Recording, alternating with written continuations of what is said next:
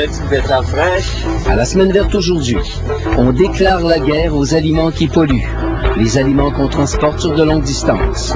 La taille de laitue qui vient de 5000 km, on n'a pas de besoin de ça. Ça fait pas de bon sens de faire ça, c'est pas économique. Pour économiser l'eau, on invente un gazon qui supporte la sécheresse. Le spectacle des fleurs printanières dans les sous-bois. Dès la fonte des neiges, on voit déjà les fleurs sortir, il y a une explosion, il y a beaucoup d'espèces qui attendent que ça. Et la cueillette de plantes sauvages comestibles. Les plants d'ortie sont à votre goût, sont beaux? Ouais, regarde ça, c'est beau. Regarde la grosseur de feuilles.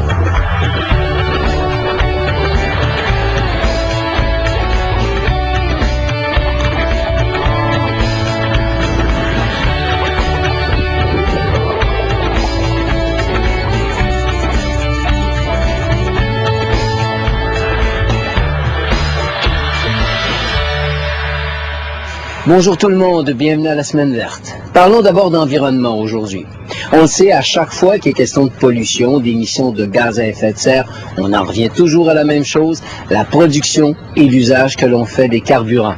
Pour chauffer nos maisons, produire des biens, faire fonctionner tous nos appareils, mais surtout pour se transporter. Le transport, il vient en tête de liste des grandes causes d'émissions de gaz à effet de serre. C'est pas pour rien que les écologistes font tant la promotion de la production de biocarburants, de véhicules moins énergivores, mais surtout du transport en commun. Mais on le sait, sur les routes, il n'y a pas que des gens qui se promènent, il y a aussi des biens et des aliments, beaucoup d'aliments. Un reportage de Michel Marcellet et de Marie-Ève Thibault. Good morning, ladies and gentlemen. Welcome to the St. Anne de Bellevue Market. En été, au marché Sainte-Anne, à Sainte-Anne-de-Bellevue, ce n'est pas bien compliqué de trouver des produits locaux. Il n'y a que ça.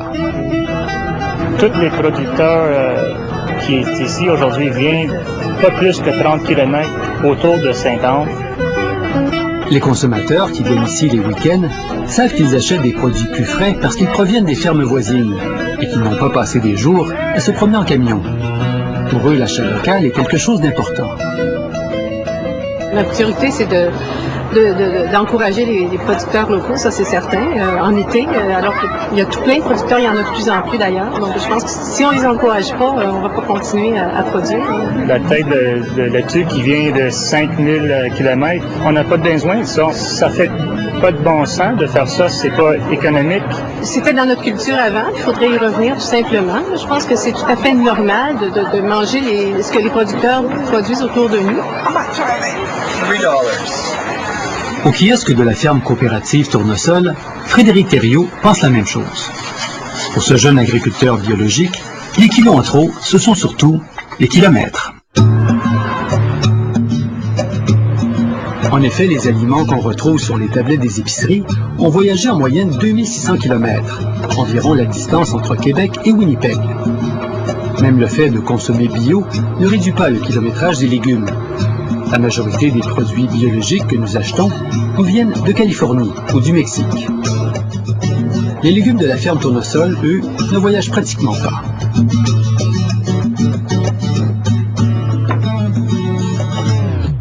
Remontons un peu le temps pour suivre le trajet de ces légumes. On compte à peine 21 km des quais de Sainte-Anne-de-Bellevue jusqu'à la ferme Tournesol, située dans la municipalité de Les Cèdres. C'est vraiment ironique et paradoxal que les gens veulent être en santé et achètent du bio qui a voyagé la moitié du continent et puis qui cause plus de pollution en fond que même les pesticides qui sont utilisés près de chez vous. Les légumes vendus au marché Sainte-Anne ont non seulement peu voyagé, mais ils n'ont pas généré de pollution. Ici, on ramasse à la main. Des belles petites betteraves fraîches. On garde le feuillage, les gens aiment ça pour le faire cuire, sauter dans la poêle. Très bon, très nutritif. Acheter des aliments produits à proximité semble tomber sous le sens. Mais la réalité de la distribution alimentaire est tout autre. Les denrées alimentaires, comme les produits industriels, sont entrés dans l'ère de la mondialisation. On les produit là où ils coûtent le moins cher et on les expédie par route ou par bateau.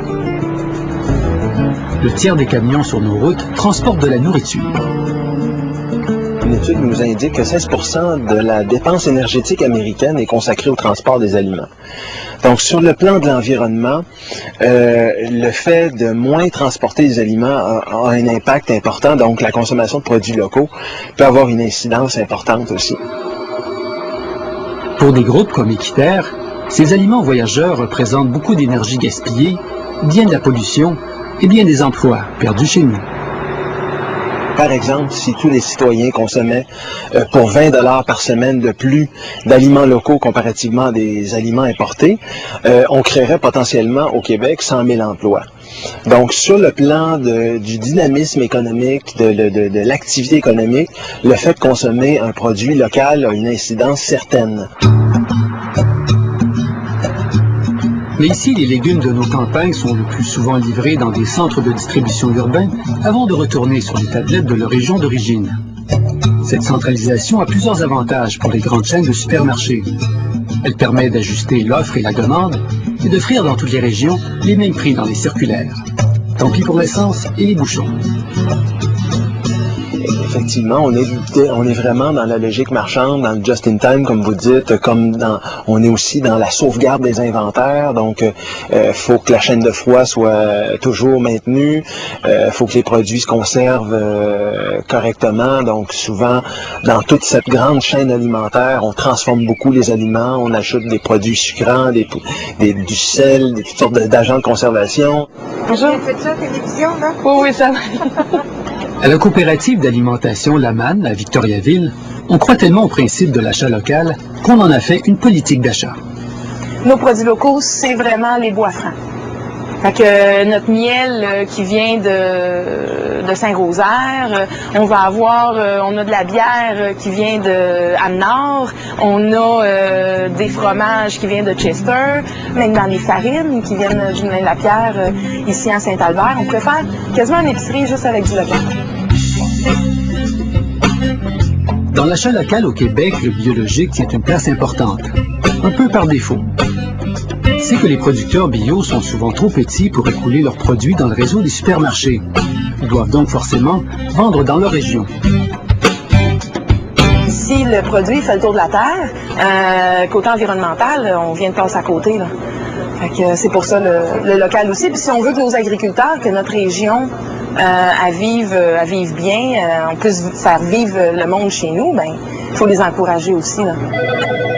Coopérative Lamanne, bonjour. Maintenant, ça vient de Californie, c'est peut-être bio, mais c'est pas écologique. La définition du produit local varie toutefois beaucoup. Un jus d'ananas pressé et embouteillé au Québec serait-il un produit local? Certains puristes tentent de se nourrir avec des aliments produits dans un rayon de 100 km. Et dans un climat comme le nôtre, il faut avouer que la chose est pour le moins compliquée. On fait donc des compromis, mais en tenant compte des distances. Mettons, il n'y a pas de pommes du Québec de disponibles. Je vais avoir des pommes du BC ou de Nouvelle-Zélande, ben, je vais acheter ceux du BC avant d'acheter ceux de Nouvelle-Zélande. Puis dès que j'en ai des québécoises, ben, j'achète les québécoises et je les trie en gros, puis je le vois, ça sort tout de suite. Je fournis pas quand j'ai du local.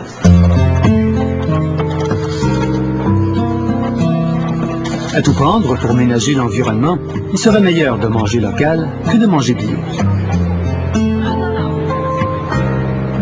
Moi, je ferais le choix du local avant le bio s'il n'y a pas de bio local qui est disponible. L'alimentation s'adresse à des préoccupations individuelles. La consommation de produits locaux s'adresse en fait au nous, à ce qu'on peut faire ensemble.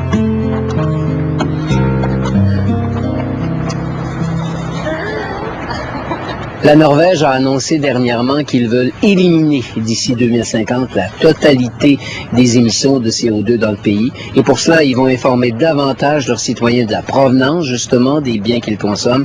Et ils vont même taxer en conséquence. On fait une pause et au retour du gazon résistant à la sécheresse.